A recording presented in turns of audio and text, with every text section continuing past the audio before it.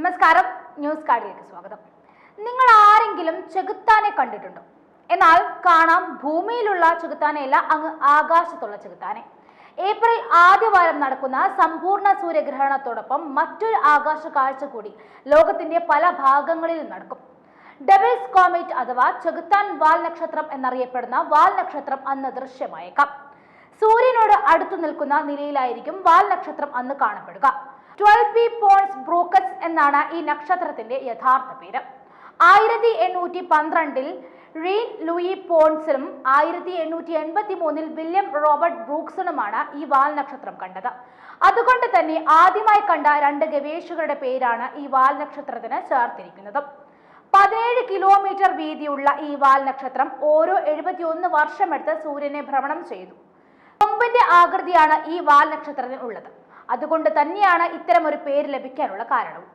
സൂര്യനിൽ നിന്നും വികിരണം കടക്കുമ്പോൾ ചിലപ്പോൾ ചില വാൽ നക്ഷത്രം ഹിമം നിറഞ്ഞ പുറന്തോട് പൊട്ടുകയും ക്രമയോത്മക എന്ന പദാർത്ഥം വെളിയിലേക്ക് തെറിക്കുകയും ചെയ്യും. ഈ തെറിക്കുന്ന പദാർത്ഥങ്ങളുടെ ഘടന രൂപം പ്രത്യേകത ഉള്ളതിനാലും കൊമ്പുകളെ അനുസ്മരിപ്പിക്കുന്നതിനുമാണ് ഇതിന് ഡബിൾസ് കോമറ്റ് എന്ന പേര് ലഭിച്ചത്. ചിഹ്നഗ്രഹങ്ങൾ പാറയോ ലോഹമോ കൊണ്ടുള്ള നിർമ്മിതമായ ബഹിരാകാശ വസ്തുക്കളാണ്. എന്നാൽ വാൽ നക്ഷത്രങ്ങളിൽ പാറയ്ക്കൊപ്പം തന്നെ വിവിധ വാതകങ്ങളും പൊടിപടലങ്ങളും ഒക്കെ തണുത്തുറഞ്ഞ രീതിയിൽ അടങ്ങിയിട്ടുണ്ട്.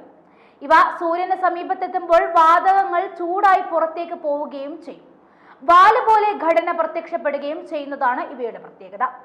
സൗരയൂഥത്തിൽ ഇതുവരെ കണ്ടെത്തപ്പെട്ട ഏറ്റവും വലിയ വാൽ നക്ഷത്രം ബെർണാഡ് ഡെയിൻലി ബ്രൈറ്റ്സ്റ്റീൻ മാഗ്മറ്റ് ആണ്. 100 കിലോമീറ്റർ വിസ്തീർണമുള്ള ഈ വാൽ നക്ഷത്രം സാധാരണ വാൽ നക്ഷത്രത്തെക്കാൾ 1000 മടങ്ങ് ഭാരമുള്ളവയാണ്. ഭൂമിയിൽ നിന്നും ശതകോടിക്കണക്കിന് കിലോമീറ്റർ അകലെയുള്ള ഓർക്കസ് ക്ലൗഡ് എന്ന മേഖലയിലാണ് ഈ വാൽ നക്ഷത്രം ഇപ്പോൾ സ്ഥിതി ചെയ്യുന്നത്. ഭൂമിയിൽ നിന്നും സൂര്യനും തമ്മിലുള്ള ദൂരത്തിന് 29 മടങ്ങ് ദൂരത്തിൽ 2031 ഈ വാൽ നക്ഷത്രം ഭൂമിക്ക് ഏറ്റവും അടുത്ത ദൂരത്തെത്തുന്നത്. അപ്പോഴും വളരെ സുരക്ഷിതമായ അകലത്തിലായിരിക്കും ഇത് നിൽക്കുകയെന്നും ഗവേഷകർ പറയുന്നു. ഭൂമിയും സൂര്യനും തമ്മിലുള്ള ദൂരത്തിന്റെ 29 മടങ്ങിൽ ടെലിസ്കോപ്പുകളുടെ സഹായത്തോടെ അന്ന് ഭൂമിയിലുള്ളവർക്ക് ഈ വാൽ നക്ഷത്രത്തെ കാണാനുള്ള അവസരവും ലഭിക്കും. വമ്പൻ പാറകളും കുള്ളൻ ഗ്രഹങ്ങളും ചിഹ്നഗ്രഹങ്ങളും ഒക്കെ സ്ഥിതി ചെയ്യുന്ന ഇടമാണ് ഔട്ട് ക്ലൗഡ്. 35 വർഷങ്ങൾക്ക് മുൻപാണ് ബെർണാഡ് ഡെയിൻലി ഭൂമിക്ക് തൊട്ടരികിൽ ഇതുപോലെ വന്നെത്തിയതത്രേ. വളരെ കാലങ്ങളുടെ ഇടവേളയ്ക്ക് ശേഷമാണ് ഈ രണ്ടാം വരവെന്നും അർത്ഥം.